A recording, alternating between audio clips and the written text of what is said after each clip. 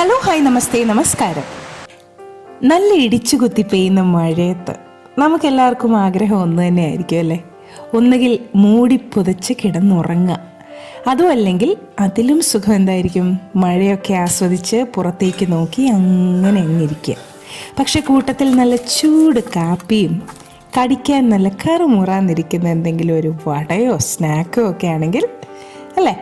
അപ്പോൾ നമുക്കെല്ലാം ഇഷ്ടപ്പെടുന്ന വളരെ പെട്ടെന്ന് തന്നെ തയ്യാറാക്കിയെടുക്കാവുന്ന ദോശമാവിൽ തയ്യാറാക്കാവുന്ന ഒരു ടേസ്റ്റി ആൻഡ് ഡിലീഷ്യസ് സ്നാക്കാണ് ഇന്ന് അമ്മ നമുക്ക് പരിചയപ്പെടുത്തുന്നത്, സീയം.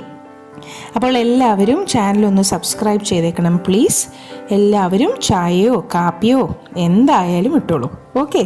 കൂട്ടത്തിൽ അമ്മയുടെ ഈ ക്രിസ്പി സ്നാക്കിൻ്റെ റെസിപ്പി ഇഷ്ടപ്പെട്ടാൽ ലൈക്ക്, കമൻറ്റ് ആൻഡ് ഷെയർ. അപ്പോൾ അമ്മയുടെ സീയം കണ്ടിട്ട് മടങ്ങിയെത്താം. അപ്പോൾ താമസിയാതെ തന്നെ റെസിപ്പിയിലേക്ക് കിടക്കാം. വളരെ പെട്ടെന്ന് തന്നെ നമുക്ക് വീട്ടിൽ തയ്യാറാക്കിയെടുക്കാവുന്ന ഒരു നല്ലൊരു സ്നാക്കിൻ്റെ റെസിപ്പി. ഇതിനായിട്ട് 1 കപ്പ് ഇഡ്ഡലി റൈസ് എടുത്തിട്ടുണ്ട്. 1/2 കപ്പ് ഉഴുന്ന്, ബോൾ ഉഴുന്ന് നന്നായി കഴുകി വൃത്തിയാക്കി 3 മണിക്കൂർ കുതിർത്തെടുത്തിട്ടുള്ളതാണ്. ഇതിനി നമുക്ക് മിക്സർ ജാറിൽ അരയ്ക്കാൻ ആവശ്യമായിട്ടുള്ള വെള്ളം ചേർത്ത് നന്നായിട്ടൊന്ന് അരച്ചെടുക്കാം. ബാറ്റർ നല്ല കട്ടിയായിട്ടിരിക്കണം, അതുകൊണ്ട് അത്യാവശ്യം വെള്ളം മാത്രം ചേർത്തിട്ട് അരച്ചെടുക്കുക. ഒരു തിക്ക് ബാറ്ററായിട്ട് വേണം നമുക്ക് കിട്ടാൻ. മാവ് കണ്ടില്ലേ, നല്ല തിക്ക് ബാറ്ററായിട്ട് അരച്ചെടുത്തിട്ടുണ്ട്. ചെറിയ തരിയോടുകൂടി ഇരുന്നോട്ടെ, കുഴപ്പമില്ല കേട്ടോ. തീരെ അങ്ങ് ഫൈൻ ആകണമെന്നില്ല, ചെറിയൊരു തരി ഉള്ളതാണ് നല്ലത്.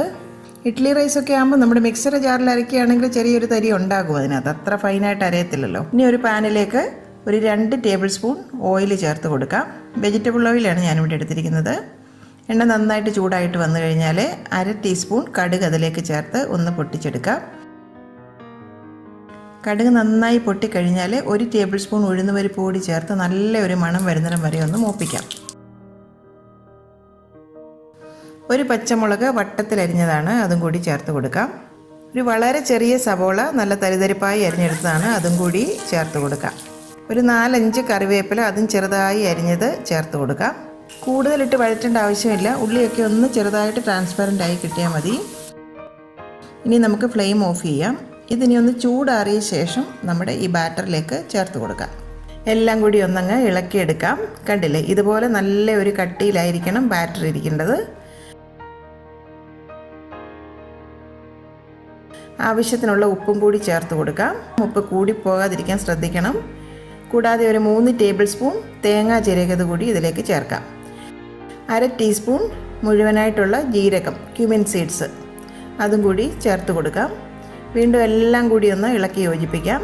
ഇത്രയേ ഉള്ളൂ, നമ്മുടെ ബാറ്റർ റെഡി ആയി കഴിഞ്ഞു. നമുക്ക് ദോശയ്ക്കോ ഇഡ്ഡലിക്കോ ഒക്കെ മാവ് അരയ്ക്കുന്ന ആ ഒരു ദിവസം നമുക്ക് ഈ ഒരു സ്നാക്ക് നിങ്ങൾക്ക് തയ്യാറാക്കിയെടുക്കാം. ഫെർമെൻറ്റേഷൻ്റെ ഒന്നും ആവശ്യമില്ല. ഇനി ഒരു പാനിലേക്ക് വറുക്കാൻ ആവശ്യമായ വെജിറ്റബിൾ ഓയിൽ ചേർത്ത് കൊടുക്കാം.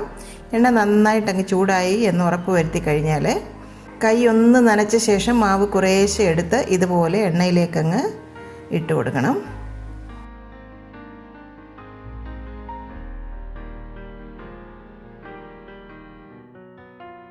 ഒത്തിരി അങ്ങ് തിക്കിയിടണ്ട കേട്ടോ, ഇത്രയും മതിയാകും. ഇടയ്ക്കിടയ്ക്ക് ഒന്ന് ഇളക്കി കൊടുക്കണം. അധികം സമയമൊന്നും എടുക്കത്തില്ല. ഫ്ലെയിം മീഡിയത്തിൽ തന്നെ വെച്ച് നല്ല ഒരു ഗോൾഡൻ ബ്രൗൺ കളർ ആകുന്നിടം വരെ വറുത്തെടുക്കണം. എണ്ണയിൽ നിന്നും കോരുന്ന സമയത്ത് ഫ്ലെയിം ഒന്ന് ഹൈയിലേക്കാക്കി വെക്കണം, അപ്പോൾ ഒട്ടും തന്നെ അത് എണ്ണ കുടിക്കത്തില്ല. ഇപ്പോൾ കണ്ടില്ലേ, നല്ല ഗോൾഡൻ ബ്രൗൺ ആയിട്ടുണ്ട്. ഇതിനെ നമുക്ക് കോരി സ്ട്രെയിനറിലേക്ക് അങ്ങ് മാറ്റാം.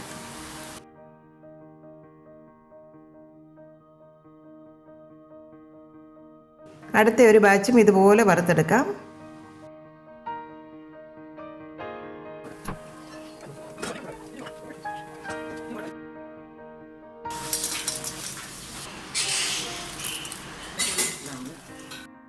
എല്ലാ ബാച്ചസും ഇതുപോലെ വറുത്തെടുത്തിട്ടുണ്ട്.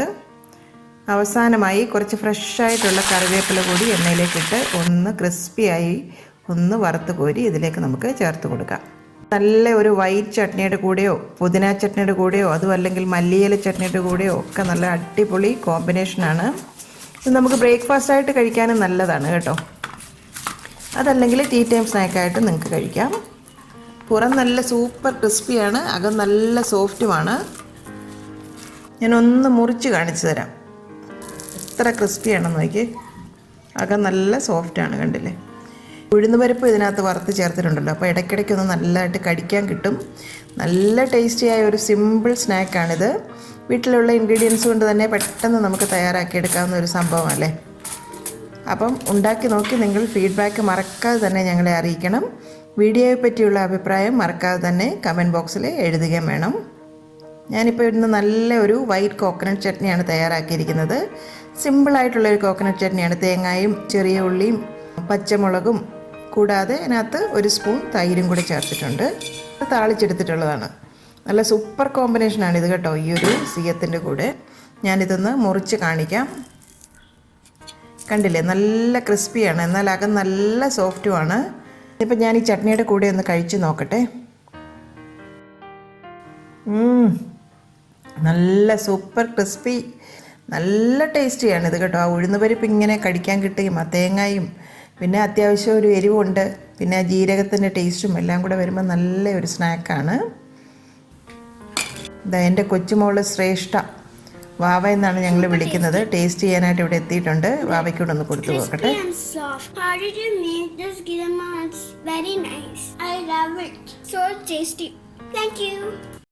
കറിവിത്തമ്മയിലെ അമ്മയുടെ ഇന്നത്തെ റെസിപ്പി നിങ്ങൾക്ക് ഇഷ്ടമായെന്ന് ഞങ്ങൾ പ്രതീക്ഷിക്കുന്നു.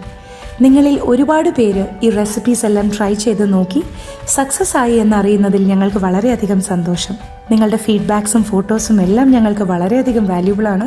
നിങ്ങൾ ആഗ്രഹിക്കുന്ന ഏതെങ്കിലും റെസിപ്പി അമ്മ വഴി കാണാൻ നിങ്ങൾക്ക് താല്പര്യമുണ്ടെങ്കിൽ ഞങ്ങളെ തീർച്ചയായും ഫീഡ്ബാക്സ് വഴി അറിയിക്കണം.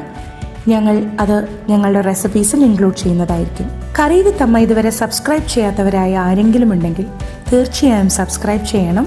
ഞങ്ങളുടെ റെസിപ്പീസ് ട്രൈ ചെയ്ത് നോക്കി നിങ്ങൾക്ക് ഇഷ്ടമാവുകയാണെങ്കിൽ തീർച്ചയായും വീഡിയോസ് ലൈക്ക് ചെയ്ത് ഷെയർ ചെയ്ത് ഞങ്ങളെ സപ്പോർട്ട് ചെയ്യണം. വീണ്ടും മറ്റൊരു റെസിപ്പിയുമായി വരുന്നവരെ നന്ദി. Good bye.